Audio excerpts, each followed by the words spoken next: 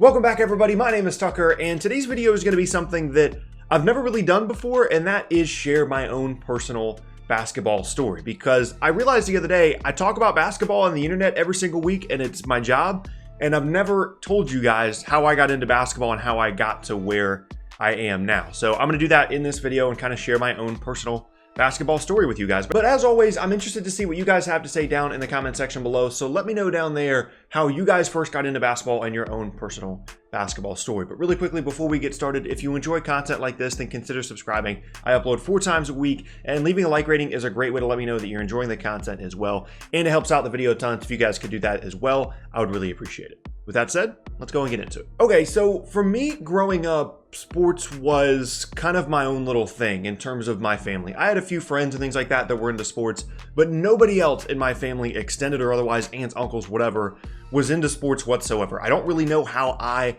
got hooked to it, but growing up, I loved football and I loved basketball. My dad and I would play basketball in the driveway growing up all the time. He didn't play at any kind of high level or anything, but he played in like middle school and stuff. And it was just something that we did together. And that kind of got me hooked. And I was in the driveway playing basketball all the time. Didn't matter if it was cold, didn't matter if it was humid, didn't matter if it was windy, whatever. I just wanted to be outside and I wanted to play basketball all the time growing up. Now, I was never on any kind of AAU or travel ball team. I never even was on a rec league team until I was in like 8th grade or 9th grade. It was something that really was very personal for me and something I just wanted to do. It was a great way for me to get my mind off of things, especially as I was going into like middle school and high school, having something that I could do by myself to kind of decompress. That's what basketball became for me. As I said, just kind of in the driveway shooting hoops. And as I started to grow up and I got older and I got taller, I realized, hey, maybe this is something that I could do, for my school, whether it be middle school or high school. By the time I was in 9th grade, I was 6'3", 6'4". I'm still 6'3", 6'4". Never grew any past that. But I realized, okay, maybe I could do something with this and play with my friends and play at school and things like that. Tried out for the basketball team 2 times in middle school. Didn't make it either time. And that was really discouraging for me. So as I went into my 9th grade year at high school, I just kind of decided that I was not going to be on a school team. I was just going to do my own thing. I was going to, make it more of just a hobby because I clearly wasn't good enough to be on the middle school team. So why would I make it on the high school team, right? So I didn't even try out my 9th grade year. 10th grade, though, one of the guys that was on the team that I was friends with invited me to go to these voluntary workouts for our high school team. And as a sophomore, I started to really get into the grind of working out all the time and really working on my game. It's something that I never really focused on. I was always just kind of casually playing and working and, putting up shots in the driveway, but I was never really thinking about how to improve as a basketball player.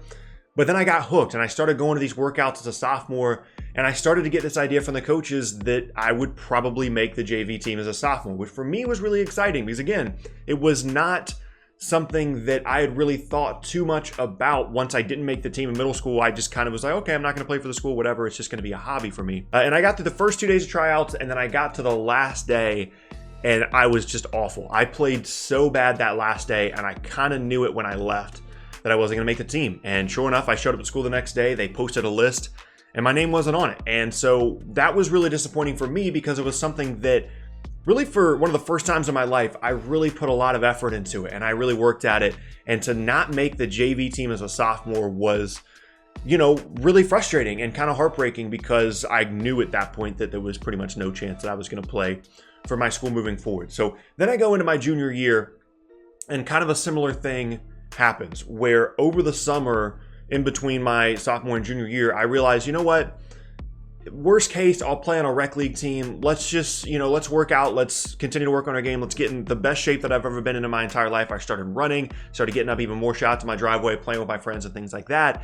And going into my junior year, I got a lot better. I felt a lot more confident in myself. I felt a lot more confident in my game. And so I started going to those workouts again, those voluntary workouts all throughout the fall in high school leading up to my junior year. And it was a similar thing, got closer to tryouts and I started to get the feeling. I talked directly to the varsity head coach who ended up becoming, a huge mentor for me. I started talking to him and he was like, hey man, it's going to be tough obviously because you didn't make JV the year before and you can't play JV as a junior, obviously, not that I would even want to.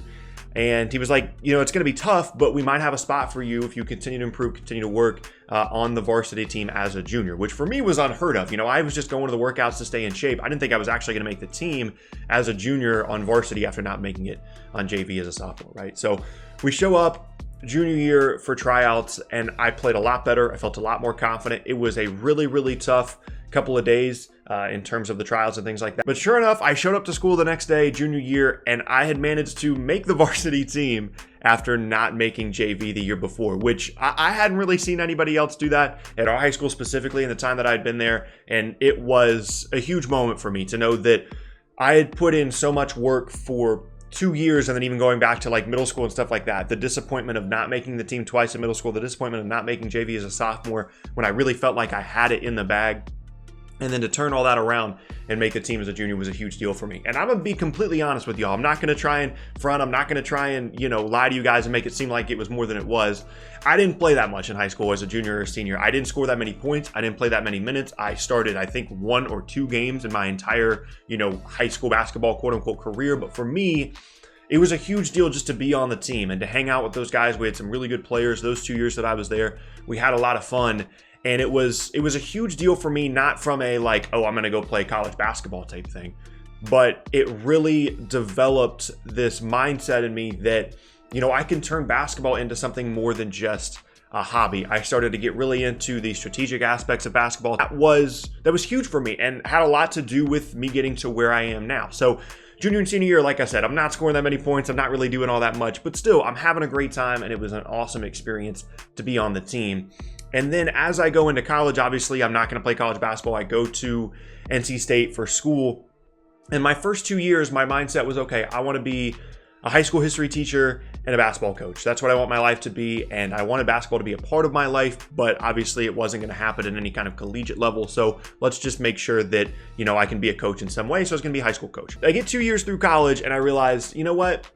This isn't exactly what I want to do. The basketball part is what I want to do. The teaching thing, I would be good at it, but a couple years in, I would probably be frustrated. So I changed my major to sport management with the hopes of getting into basketball in some capacity, right? So senior year rolls around and we have to have an internship, our either first or second semester senior year, either one, in order to finish our program in sport management. And so I'm looking all over the place for some kind of basketball internship, which is not an easy thing to find, by the way.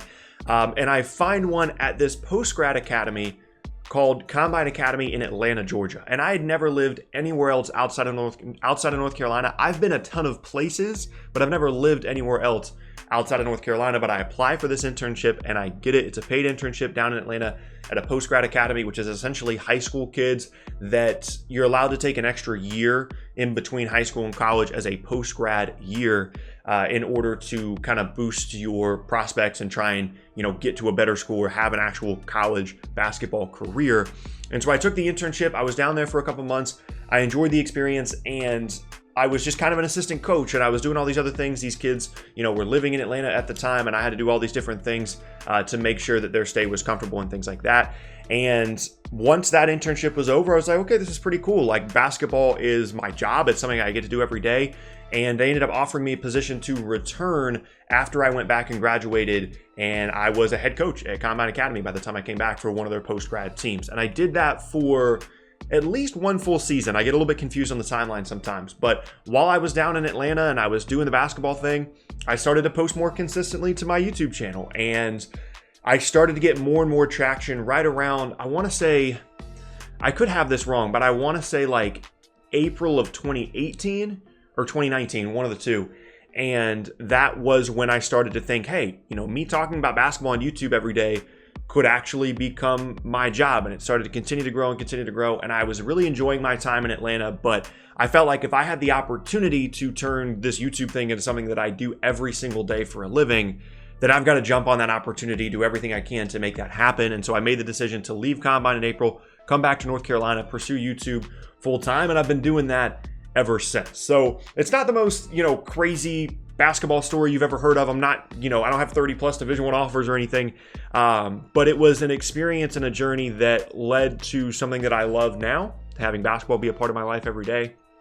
And like I said, it's not traditional and it might not be the most exciting, but for me, it was what I needed. And it really cultivated this passion for basketball in me that I'm not sure would have come about in other ways. Like if I was in travel ball and stuff at an earlier age, would I have loved basketball as much because it would have just been something that was a part of my life?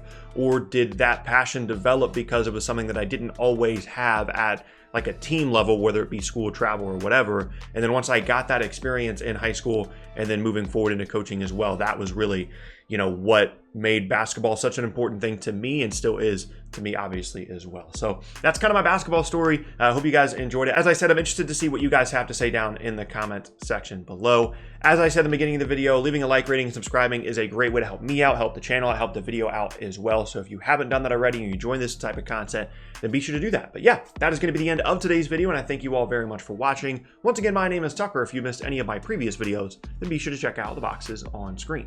Thanks again, and I'll see you all next time.